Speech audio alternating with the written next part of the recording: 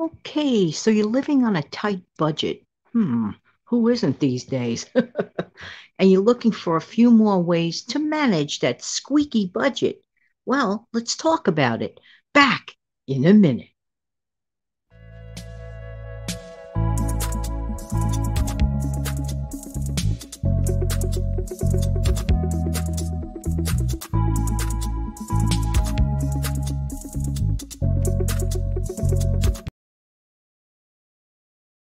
Hey, good morning, good morning. This is Jan from New York City. Channel name is Jan from New York City Saves Money. And I truly love helping people to keep some more of their own hard earned money. Could that be you?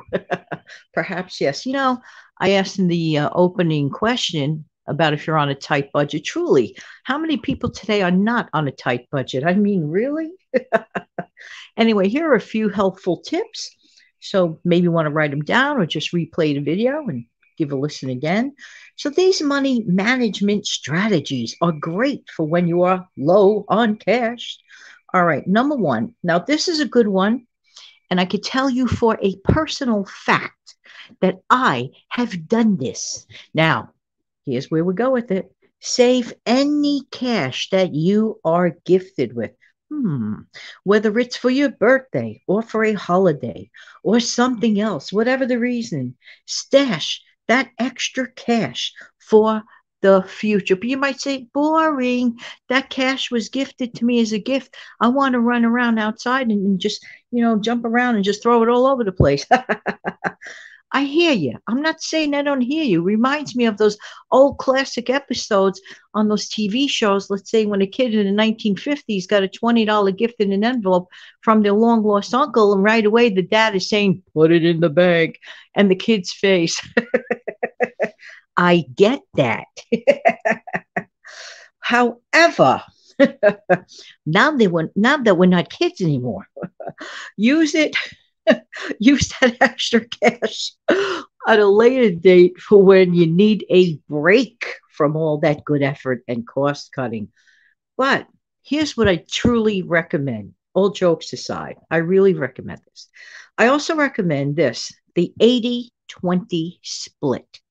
What on earth is that? Well, I'll tell you. The 80-20 split it goes like this. Let's say you get $100 for your birthday, okay? Put away $80.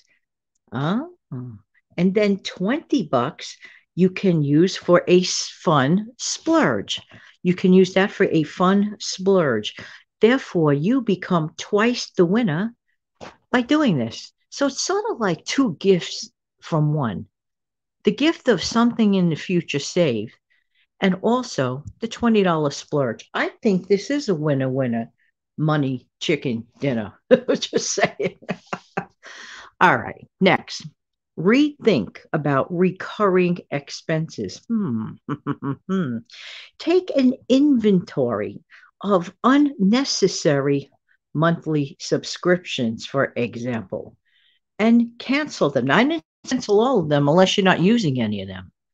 How many times, you start off with a nice subscription, it's given to you, I mean, or you decide to get it rather, and it starts off great. And then all of a sudden, you're like 3 months, 4 months into it, and you're like, huh? I don't need this thing anymore. So why are you paying for it month in and month out? Just saying, just saying. Cancel what you're not using. Because if you don't use them, get a load of this. Literally, that is money being poured down the drain. I don't think you like that.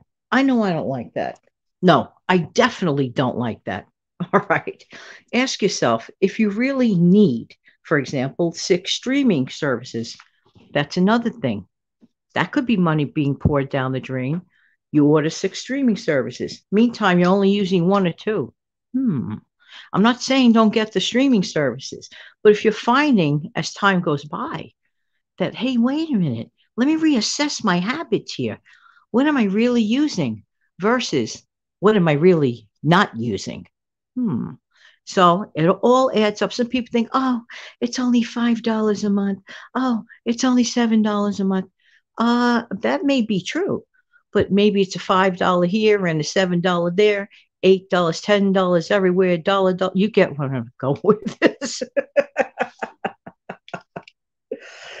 Oh, goodness gracious. I know it's too early for all this jocularity. What is jocularity? Joking. Okay. Next, pay attention to your credit card. Now, I'm laughing, but I'm not laughing. How many people really pay attention to their credit card? Now, I don't mean stare at it, memorize all the numbers, look at the colors on it. Oh, is it cute or not cute? No, I'm not talking about paying attention to your credit card in that way. What I am talking about is the idea. Do we all realize credit cards are merely a useful financial tool? It is a tool, and it is seriously, all jokes aside, it is to be used wisely. Now, there are a lot of changes in people's credit card rates. Do you check on them? Don't think for a minute you're going to get a tap on the shoulder every time there's a change. Not really. Not necessarily, and not really. You, as the card holder, have responsibilities. You see, here's the trick. If you have a credit card, don't carry a balance month in, month out, month in, month out. Yes, I get it.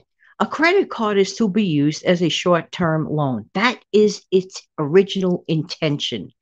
Many people forget that it is not to be used as your emergency fund, but I'm not saying that, let's say if your car breaks down in the middle of the night, you're out, in the road and you need your credit card as the conveyor, the vehicle of the money spending. Yes, I get that. But your credit card should never, ever, ever be your emergency fund. And to be honest with you, I really should have done a separate show on that. And who knows, maybe one day down the pike, I will, just to drive that point home. Because we need to spend a little more time talking about emergency funds. Because as time is going by, I see the strangest stories and hear the strangest things going on the news with people's financials. And I ask myself, and the question begs, did this person think ahead to plan an emergency fund? See, here's the thing with emergencies. They will happen. Sad to say, it's not a question of if, it is a question of when. And if you keep that in mind all the time, it is a question of when. I know it's unpleasant. I'm sorry, but this is real life. And sometimes real life has challenges. You know what I'm saying? But they're challenges that we can overcome. How? By being prepared. All right. So getting back to the credit cards for a second. Credit cards, many times, and unfortunately, many consumers do carry balances on the credit cards from month to month. And the end result is this loss of even perhaps hundreds of dollars. Here is what's sad about that. That is literally money being poured down the drain. Can you imagine if money was liquefied and the liquefied money was in a pitcher and you're standing next to a drain, next to a sink with a big drain, and you were pouring down the liquid money down the drain? That is precisely what goes on when people refuse to pay attention to their credit cards and all the money that could have been used either for other things that you need that are important to you. I'm not saying you have to hold on to every single cent and never spend it. I don't want folks to lose out on their options by throwing their money away that could have been either saved. Remember the 80-20 rule, which is a great thing? Hey, keep your options open. But the best thing you could do is pay attention to some of your habits.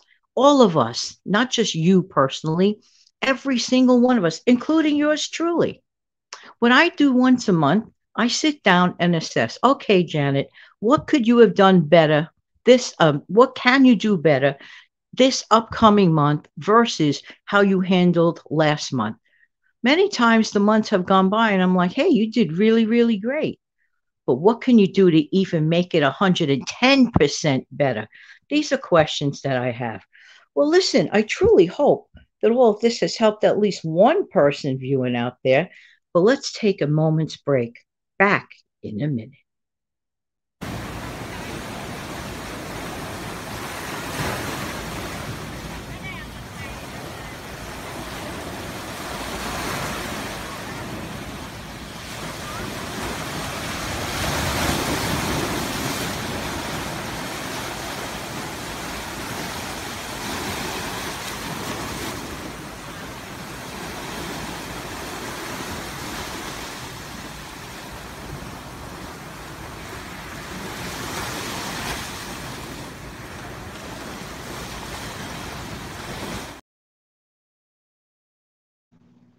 Wow, that is so pretty. And I really would appreciate it if you would do the following.